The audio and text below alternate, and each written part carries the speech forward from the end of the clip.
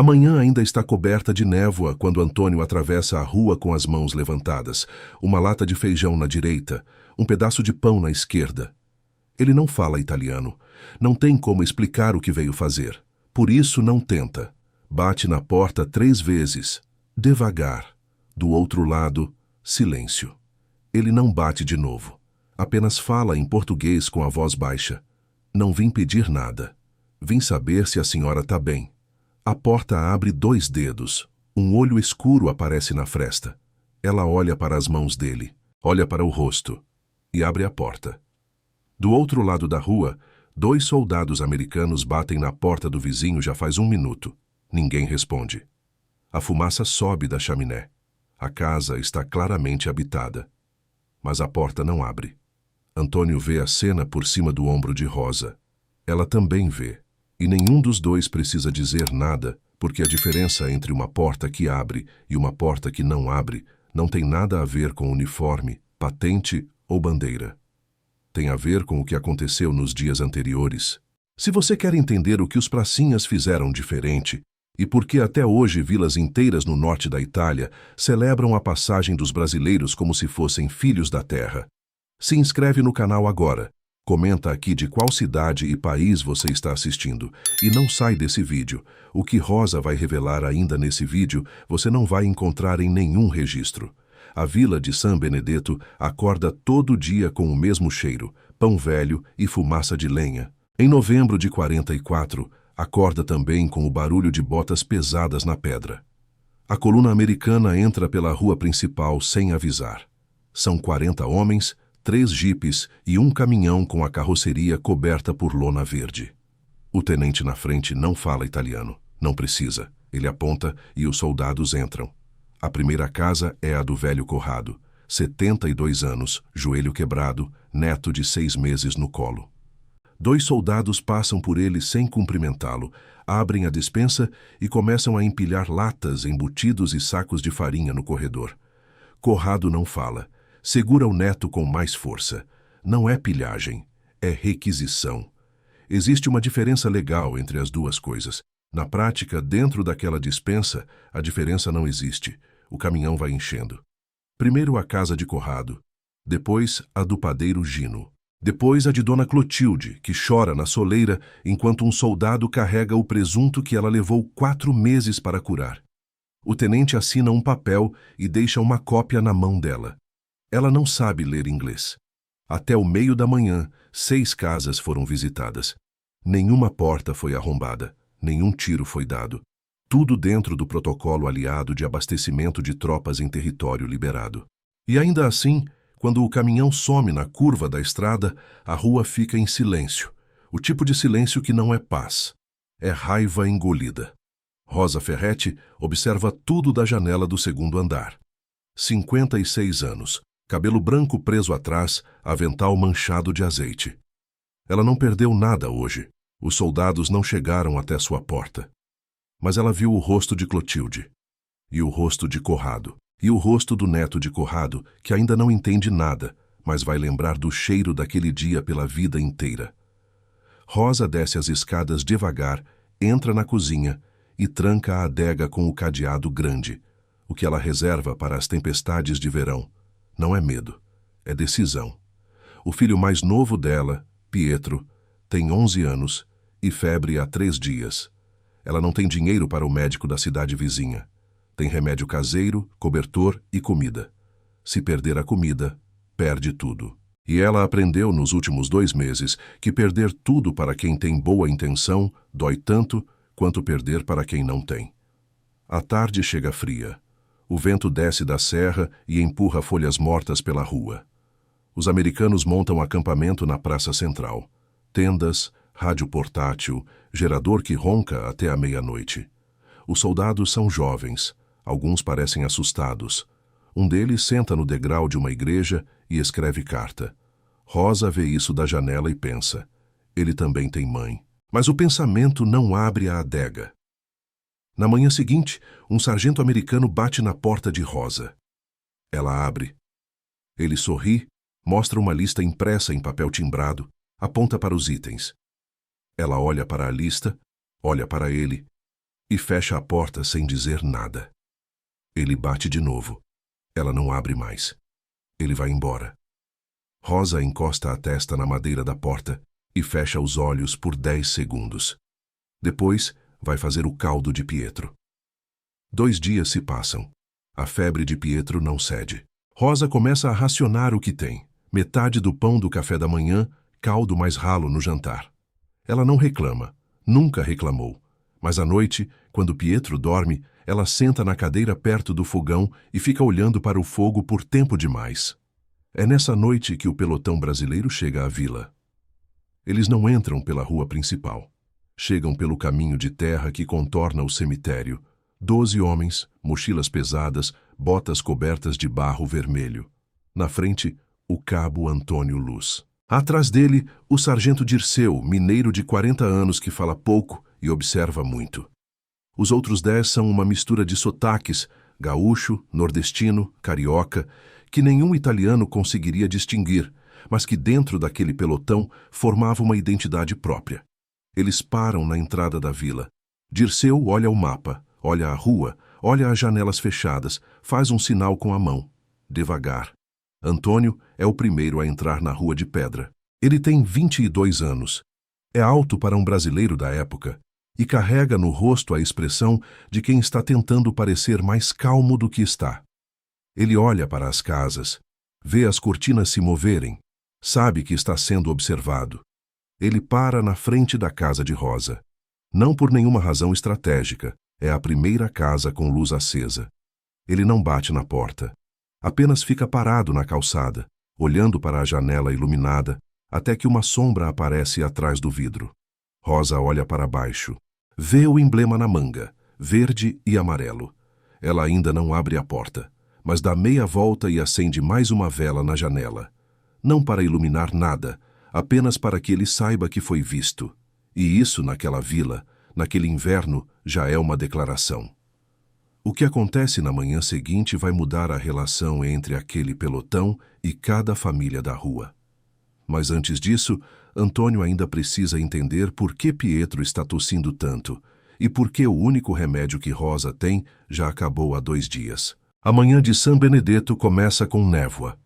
O tipo de névoa que apaga os contornos das coisas.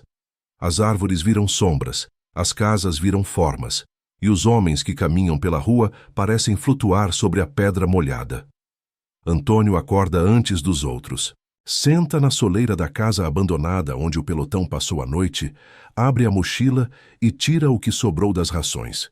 2 latas de feijão, um pedaço de pão duro e uma barra de chocolate americano que ele guardava há 2 semanas sem conseguir explicar por quê. Ele olha para a rua. Olha para a janela de Rosa. A cortina está fechada agora, mas a vela ainda está acesa. Dirceu aparece atrás dele, segurando o cantil. Olha para a lata de feijão na mão de Antônio. Olha para a janela de Rosa. Não diz nada. Apenas enche o cantil e vai embora. O que vindo de Dirceu é a mesma coisa que dizer vai lá. Antônio atravessa a rua. Bate na porta 3 vezes, devagar. Silêncio. Ele não bate de novo. Apenas fala, em português, com a voz baixa. Não vim pedir nada. Vim saber se a senhora está bem. Por 30 segundos nada acontece. Depois, a porta abre 2 dedos. O olho escuro de Rosa aparece na fresta. Ele levanta as mãos.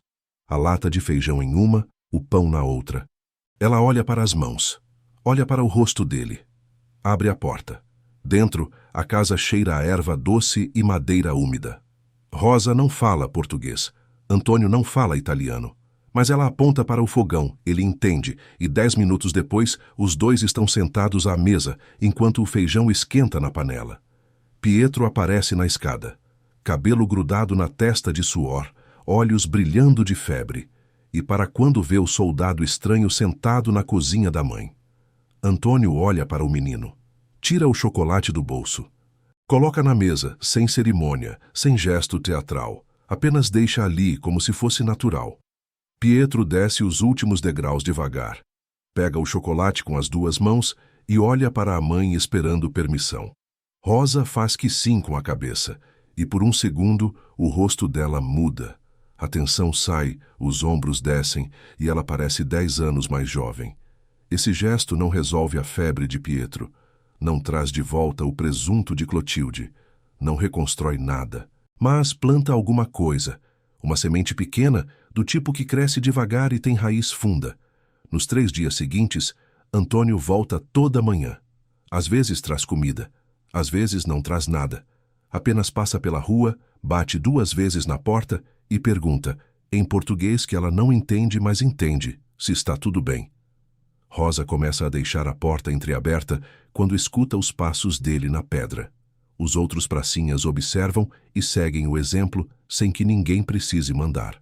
O soldado Ferreira, carioca de 18 anos e requieto que ria alto demais nas situações erradas, começa a ajudar o padeiro Gino a carregar sacas de farinha toda manhã. Gino não pede, Ferreira não explica. Simplesmente aparece. Na 3ª manhã, Gino reserva um pão quentinho para ele na prateleira de baixo. O soldado Barros, gaúcho silencioso que entendia de carpintaria, encontra Corrado tentando consertar a janela quebrada com um prego torto e 2 tábuas podres. Senta do lado. Pede o martelo com um gesto e passa a tarde inteira consertando não só a janela, mas também o portão que rangia desde o verão. Corrado assiste sem falar. No fim, aperta a mão de Barros com uma força que surpreende para um homem de 72 anos. Esses gestos circulam pela vila mais rápido do que qualquer notícia. As cortinas começam a abrir, as portas começam a entreabrir, e uma rede invisível começa a se formar. Fios de confiança tão finos que você não vê, mas que somados sustentam um peso enorme. Rosa é a primeira a dar o passo maior. Na 4ª noite, ela bate na porta da casa abandonada, onde o pelotão dorme, e entra carregando uma panela de polenta com molho de tomate e linguiça. Coloca no centro da mesa sem cerimônia. 12 homens olham para a panela em silêncio. Ferreira, que em 18 anos de vida nunca tinha comido polenta, serve o primeiro e fecha os olhos quando coloca a colher na boca. É nessa noite que Rosa decide ensinar Antônio a fazer polenta. Ele fica de pé ao lado do fogão, tentando imitar os movimentos dela com a colher de pau. Mexer no sentido certo, na velocidade certa, sem parar. Erra. Ela corrige a posição da mão sem dizer nada, apenas guiando o pulso dele como se ensinasse um filho. Pietro assiste da cadeira, já sem febre, mastigando o chocolate que Antônio trouxe naquela manhã. Ninguém fala, mas a cozinha está cheia. Do lado de fora, na praça, o acampamento americano ainda funciona com o mesmo ritmo. Rádio, gerador, papel timbrado. Os soldados são bons homens, a maioria deles. Mas eles operam dentro de uma lógica: recurso, requisição, protocolo. O que os pracinhas fazem não tem nome dentro de nenhum protocolo. É outra coisa. E é exatamente essa outra coisa que o tenente Wallace vai notar. Wallace tem 38 anos, 2 filhos em Ohio e uma eficiência que ele confunde com inteligência. Ele vê Ferreira ajudando Gino, vê Barros consertando o portão de Corrado, vê Antônio saindo da casa de Rosa com a mão levemente enfarinhada, e não vê gestos humanos, vê um problema de disciplina. Na manhã seguinte, ele chama Dirceu para uma conversa do lado de fora da tenda de comando. Fala devagar, em inglês pausado, como se isso facilitasse a compreensão. Diz que a fraternização com civis compromete a posição estratégica do pelotão, que informações vazam, que confiança mal colocada custa vidas. Dirceu escuta tudo com as mãos atrás das costas e o rosto neutro. Quando Wallace termina, Dirceu faz que sim com a cabeça e vai embora. Ele não diz nada para o pelotão. Não precisa. Mas naquela tarde, um menino italiano de 8 anos chamado Luca aparece na entrada da casa abandonada. Mochila nas costas, casaco de lã 2 tamanhos maior, uma laranja na mão. Ele estende a laranja para Antônio com a seriedade de quem entrega um documento importante. Antônio pega. Luca senta no degrau. E não vai mais embora. Nos dias seguintes, Luca segue o pelotão por onde quer que vá dentro da vila. A distância segura como um satélite em órbita. Quando o pelotão para, ele para. Quando anda, ele anda. Dirceu finge não ver. Wallace, quando percebe, franze o senho. Mas Luca não pertence a nenhum protocolo.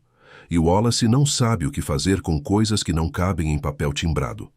O que Wallace ainda não sabe é que Luca conhece cada atalho, cada passagem, cada caminho de terra entre San Benedetto e as colinas ao norte, e que em menos de uma semana essa informação vai ser a diferença entre uma missão bem-sucedida e um desastre.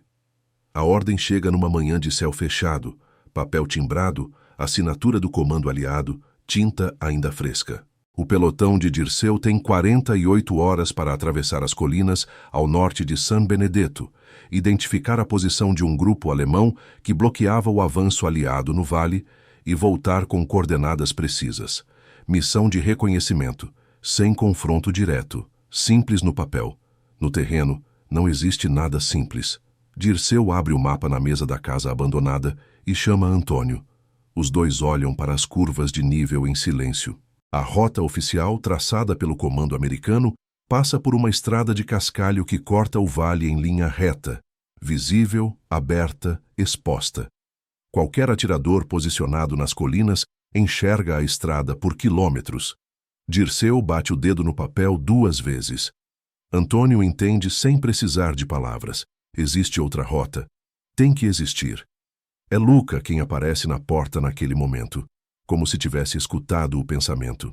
Ele entra sem bater, olha para o mapa de cabeça para baixo e aponta com o dedo indicador para um espaço em branco entre 2 curvas de nível. Um caminho que não está no mapa. Antônio olha para Dirceu. Dirceu olha para Luca. Luca olha para os dois com a expressão de quem não entende, porque os adultos demoram tanto para entender o óbvio. Dirceu dobra o mapa. Levanta, vai até a casa de Rosa. Ela abre a porta antes dele bater. Já reconhece o passo dele na pedra. Dirceu entra, senta à mesa, abre o mapa na frente dela e aponta para o espaço em branco. Rosa olha para o mapa, olha para Dirceu.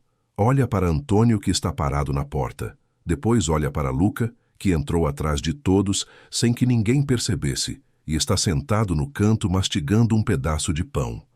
Rosa fala por 3 minutos em italiano rápido, apontando para o mapa em vários lugares.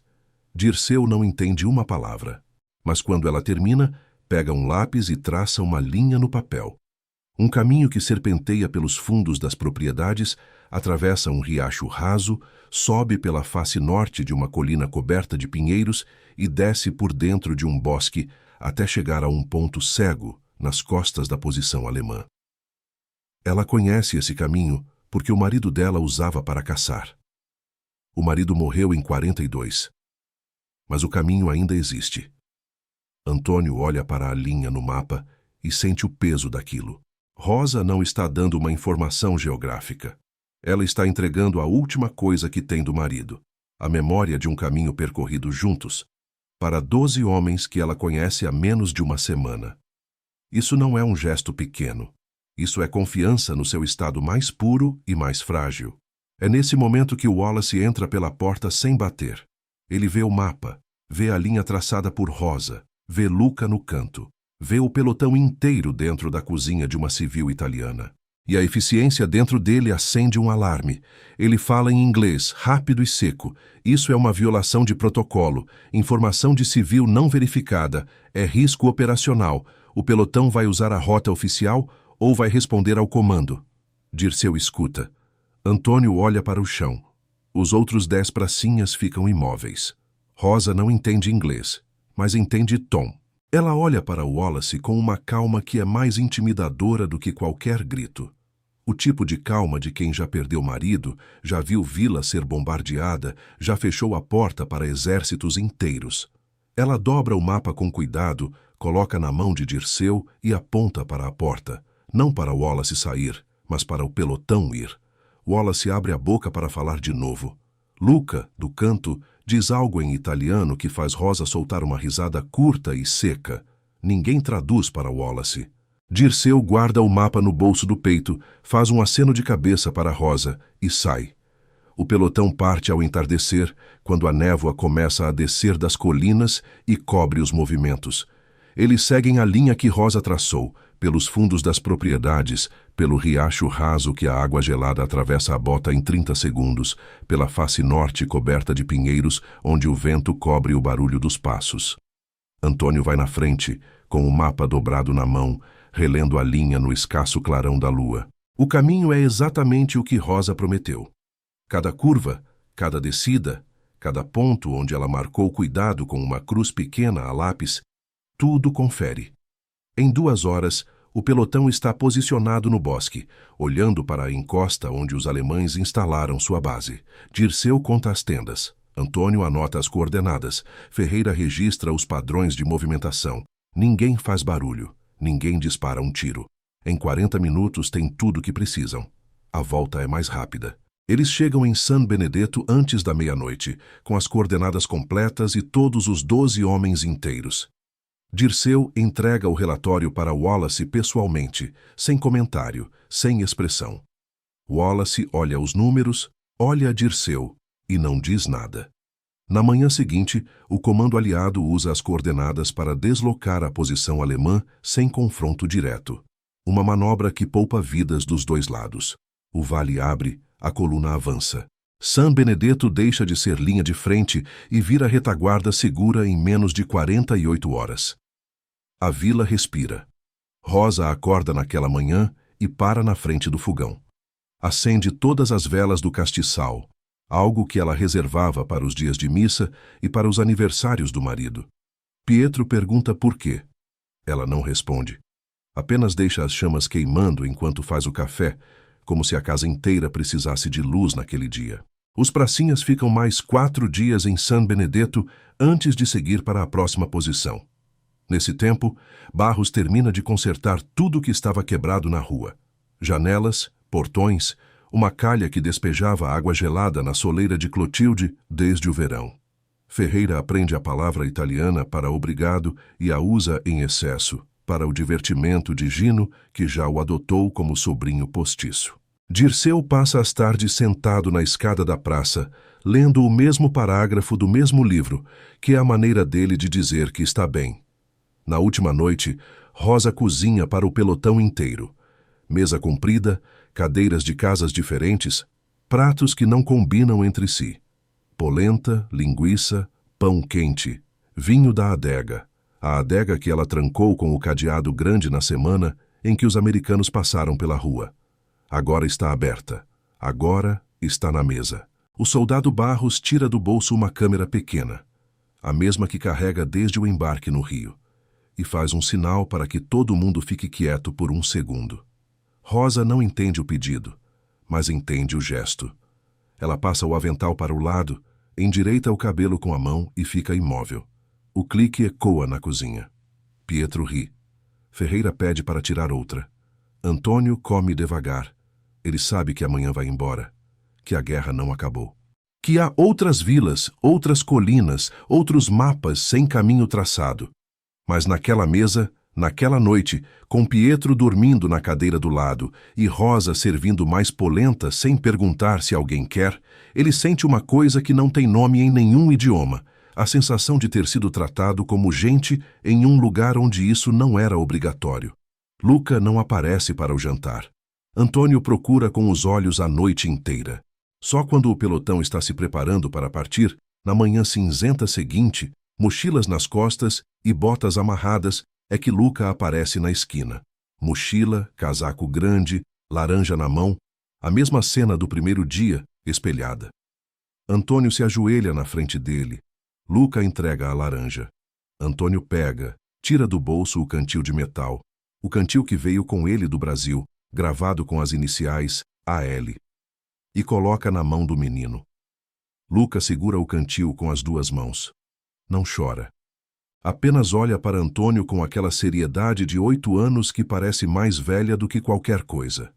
O pelotão some na curva da estrada. Rosa assiste da soleira. Pietro acena da calçada. Luca não acena. Apenas fica parado, segurando o cantil no peito, até que os últimos homens desaparecem na névoa da manhã. E a rua volta ao silêncio. Mas dessa vez é um silêncio diferente. Não o silêncio de raiva engolida que ficou depois do caminhão americano. É o silêncio de quem guarda alguma coisa boa dentro do peito e não quer fazer barulho para não perder. Luca cresceu. Virou professor de história em Parma. E por 40 anos, toda vez que falava sobre a Segunda Guerra para seus alunos, ele colocava o cantil enferrujado em cima da mesa antes de começar, sem explicar. Só explicava no final da aula, sempre no final. Rosa nunca jogou fora a foto que Barros tirou naquela última noite. Ficou na parede da cozinha até o dia em que ela morreu. Pietro, já velho, a encontrou no mesmo lugar onde ela sempre esteve, ao lado do fogão, em cima do prego torto que o marido tinha colocado antes da guerra. Isso é o que os pracinhas deixaram em San Benedetto. Não território, não vitória. Deixaram o tipo de marca que não aparece em nenhum relatório militar. A marca de quem passou por um lugar e tratou cada pessoa como se importasse. Como se a guerra fosse um detalhe e o ser humano fosse o assunto principal. A Força Expedicionária Brasileira lutou longe de casa, em terra estranha, num idioma que não era o seu. E ainda assim, encontrou uma forma de ser reconhecida, não pela força, mas pela forma como olhava nos olhos de quem estava do lado de cada guerra. Se esse vídeo tocou em algo dentro de você, deixa aqui nos comentários de qual cidade e país você está assistindo. Você vai se surpreender com os lugares do mundo de onde as pessoas acompanham a história dos pracinhas. Se inscreve no canal, ativa o sininho e compartilha esse vídeo com alguém que precisa saber que o Brasil esteve aqui. E tem mais. No comentário fixado lá embaixo, você encontra nosso conteúdo escrito completo sobre a FEB. Histórias, detalhes e bastidores que não cabem em nenhum vídeo. Não passa por lá não, vai direto para o que importa.